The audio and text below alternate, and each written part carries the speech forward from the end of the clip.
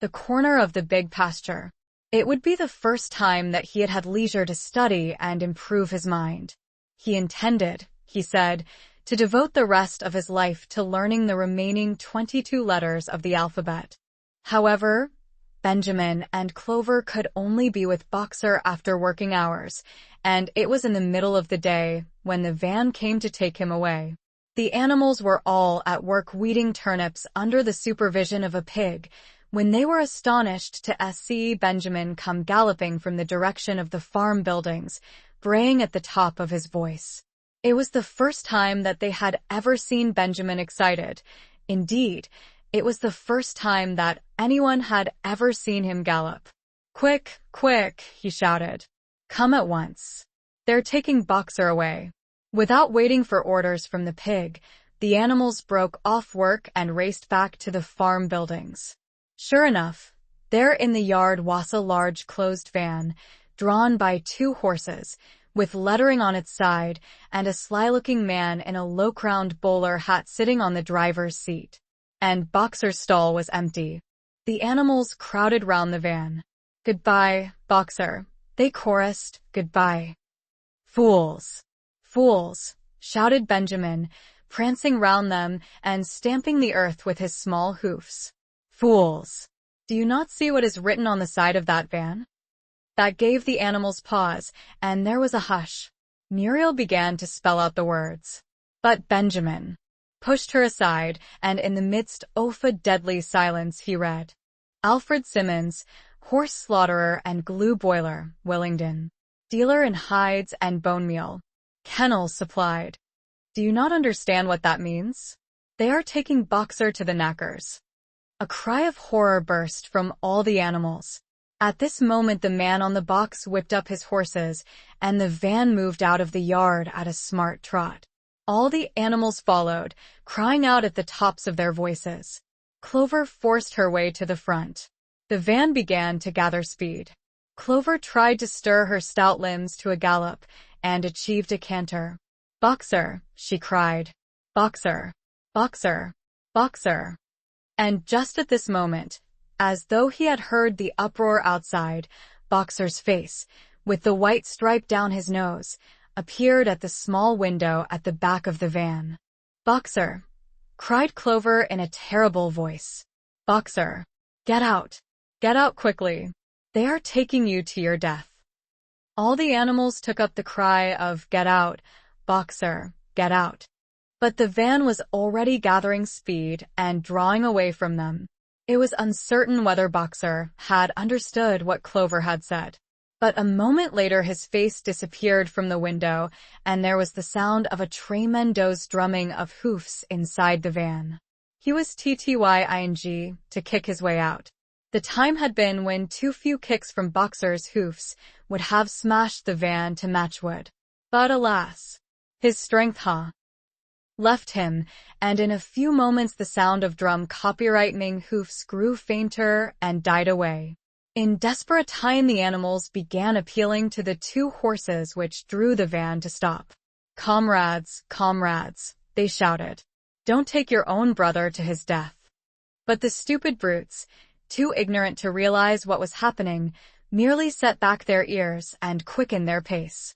Boxer's face did not reappear at the window.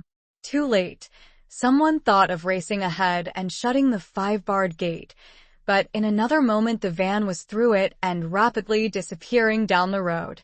Boxer was never seen again. 3 days later it was announced that he had died in the hospital at Willingdon, in spite of receiving every attention a horse could have. Squealer came to announce the news to the others. He had, he said, been present during Boxer's last hours. "It was the most affecting sight I have ever seen," said Squealer, lifting his trotter and wiping away a tear. "I was at his bedside at the very last. And at the end, almost too weak to speak, he whispered in my ear that his sole sorrow was to have passed on before the windmill was finished. 'Forward, comrades,' he whispered. 'Forward in the name of the rebellion. Long live Animal Farm. Long live Comrade Napoleon. Napoleon is always right.' Those were his very last words, comrades." Here Squealer's demeanor suddenly changed. He fell silent for a moment, and his little eyes darted suspicious glances from side to side before he proceeded. It had come to his knowledge, he said, that a foolish and wicked rumor had been circulated at the time of Boxer's removal. Some of the animals had noticed that the van which took Boxer away was marked horse slaughterer, and had actually jumped to the conclusion that Boxer was being sent to the knackers. It was almost unbelievable, said Squealer, that any animal could be so stupid. Surely, he cried indignantly, whisking his tail and skipping from side to side, surely they knew their beloved leader, Comrade Napoleon, better than that? But the explanation was really very simple. The van had previously been the property of the knacker and had been bought by the veterinary surgeon, who had not yet painted the old name out. That was how the mistake had arisen. The animals were enormously relieved to hear this. And when Squealer went on to give further graphic details of Boxer's deathbed, the admirable care he had received, and the expensive medicines for which Napoleon had paid without a thought as to the cost, their last doubts disappeared, and the sorrow that they felt for their comrade's death was tempered by the thought that at least he had died happy. Napoleon himself appeared at the meeting on the following Sunday morning and pronounced a short oration in Boxer's honor. It had not been possible, he said, to bring back their lamented comrade's Saint-Mains for interment on the farm, but he had ordered a large wreath to be made from the laurels in the farmhouse garden and sent down to be placed on Boxer's grave. And in a few days' time the pigs intended to hold a memorial banquet in Boxer's honor.